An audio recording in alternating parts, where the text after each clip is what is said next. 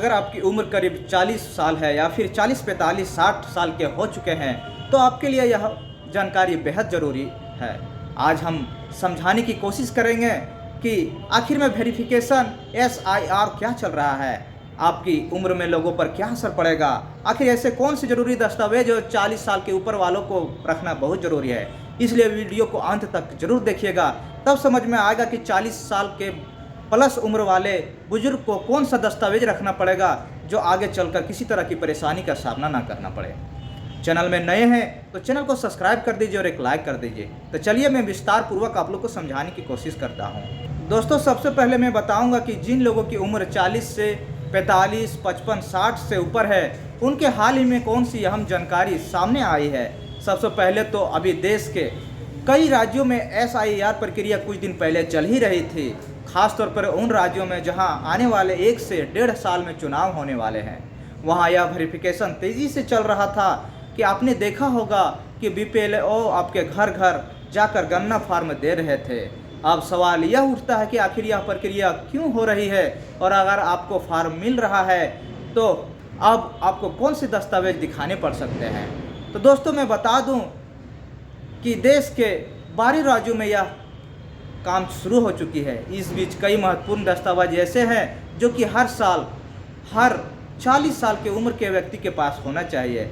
अगर वह कागज़ आपके पास नहीं है तो उनको कैसे बनवाना है, जो आपको हर चीज़ साफ साफ बताई जाएगी।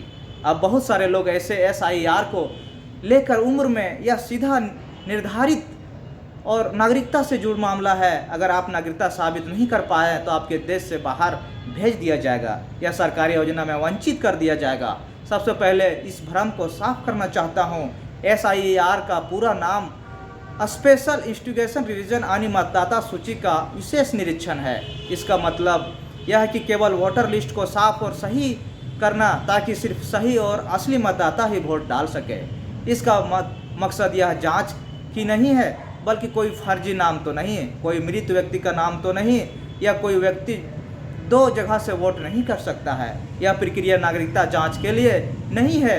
नागरिकता की जांच एक अलग प्रक्रिया के तहत होती है, जिसे NRC यानी नेशनल रजिस्टर ऑफ सिटीजन्स कहा जाता है। लेकिन हाँ, एक सच्चाई यह है कि 12 में से कई ऐसे राज्य हैं SIR के साथ साथ NRC की भी प्रक्रिया चल रही है। इसलिए मैं आपको बताने चाह रहा हूं कि जो बहुत ज़रूरी है, चाहे SIR हो चाहे NRC हो, अगर आपके पास कुछ मजबूत और सही दस्तावेज मौजूद है तो आपको घबराने की ज़रूरत नहीं है। सच में भारत के नागरिक हो, अगर हम असम की बात करें तो या झारखंड की बात करें तो 2009 में NRC लागू हुई थी और समय करीब 18 लाख लोग ऐसे जो साबित नहीं कर पाए थे, जिनका जन्म 1987 से पहले भारत में हुआ है और वे 1947 से पहले से यहाँ रह रहे हैं। यही बात समझने वाली है कि चाहे SIR हो या NRC हो, चीज़ दोनों में कॉमन है। इसको यह बात साबित करना होता है कि आप 1987 से पहले भारत में रह रहे हैं या उनका जन्म 1987 से पहले हुआ था। इन दोनों शर्तों में भी आप पूरा कर सकते हैं तो आप सुरक्षित माने जाएंगे। लेकिन भारत में कुछ सारे सबूत मौजूद नहीं दिखा पाए, इसका नाम वोटर लिस्ट से हटा दिया गया। हालांकि उन्हें यह मौका और भी दिया गया कि वो सही दस्तावेज बनवा कर दोबारा वेरिफिकेशन करवा सकते हैं।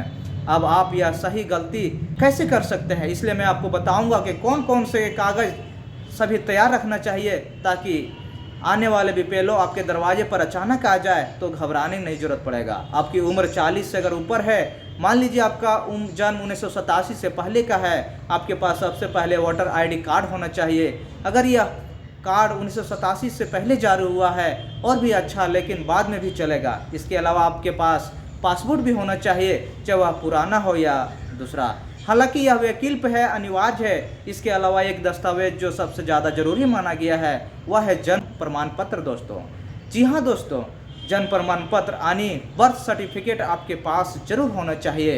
अगर आप अभी यहीं नहीं, हर सरकारी चीज़ में आपको जन्म प्रमाण पत्र से जुड़े कागजात मिलेंगे, जैसे रजिस्ट्री, पट्टा, केवाला या पावरनामा जो होता है, पावर ऑफ अटर्नी, जैसे कोई भी पेपर वैध तौर पर आपके लिए मददगार साबित हो सकते हैं। लेकिन अगर आपके पास ज़रूरी पुराने दस्तावेज नहीं है तो घबराने की ज़रूरत नहीं है। जब मैं आपको बताने जा रहा हूँ कि ऐसा में आपको क्या करना चाहिए और कागजात कैसे बनवाएं, तो मान लीजिए आपके पास 1987 से पहले का कोई भी प्रमाण पत्र नहीं है, तो भी चिंता की बात नहीं है, क्योंकि सरकार ने जन्म प्रमाण पत्र यानी बर्थ सर्टिफिकेट को सबसे अहम दस्तावेज माना है और इसे बनवाने के लिए आपको पूरा मौका दिया गया है। अगर आपके पास जन्म प्रमाण पत्र नहीं है तो आप अपने जिले के कोर्ट या अनुमंडल कोर्ट जा सकते हैं। कोर्ट के बाहर आपको कोई वकील मिल जाएंगे, किसी भी वकील से संपर्क कर सकते हैं और एक एफिडेविट बनवाने के लिए कह सकते हैं। एफिडेविट बनवाने के समय आपको साथ में 2-3 गवाह ले जाने होंगे, या गवाह आपसे उम्र में थोड़े बड़े होने चाहिए ताकि वह साबित कर सके कि आप कई सालों से उस इलाके में रह रहे हैं, आपका जन्म वहीं हुआ है और आपके माता पिता कौन है। आप चाहे तो अपने किसी रिश्तेदार को भी गवाह बना सकते हैं। दोस्तों, कोर्ट में आपसे यह भी पूछा जाएगा कि आपने अब तक प्रमाण पत्र क्यों नहीं बनवाया। इसका आपको एक ही सही और तार्किक कारण बताना होगा। इसके बाद आपका एफिडेविट तैयार हो जाएगा और इसे वैकल्पिक रूप से जन्म प्रमाण पत्र के सबूत की इस्तेमाल कर सकते हैं। सरकार ने आम लोगों को यह भी राहत दी है ताकि किसी को परेशानी ना हो। अगर किसी वजह से जन्म प्रमाण पत्र बनवाना संभव नहीं हो पा रहा है तो आप पासपोर्ट बनवा सकते हैं। इसके अलावा निवास प्रमाण पत्र, जाति प्रमाण पत्र, खास तौर पर SSC, ST, SC, OBC वर्ग के लोगों के लिए भी बनवाया जा सकता है। यही सभी दस्तावेज आपके लिए काफ़ी समय के लिए साबित हो सकते हैं, जो नागरिकता को आपके समय काम आ सकते हैं। राज्य में कभी भी NRC या SIR जैसी प्रक्रिया लागू होती है तो यही डॉक्यूमेंट्स आपको सुरक्षित रखेंगे। आप बात करते हैं दोस्तों वोटर लिस्ट की। जिन लोगों के माता पिता या माता दादा दादी का नाम साल 2003 की वोटर लिस्ट में दर्ज है, या उन्हें आमतौर पर ज़्यादा दस्तावेज दिखाने की ज़रूरत नहीं पड़ती, लेकिन जिन लोगों को और उनके माता पिता का नाम उस पुरानी वोटर लिस्ट में नहीं है, उन्हें दस्तावेज अभी बताए जाएंगे, जिनमें से कोई ना कोई बीपीएल आपको दिखाना जरूरी पड़ता है।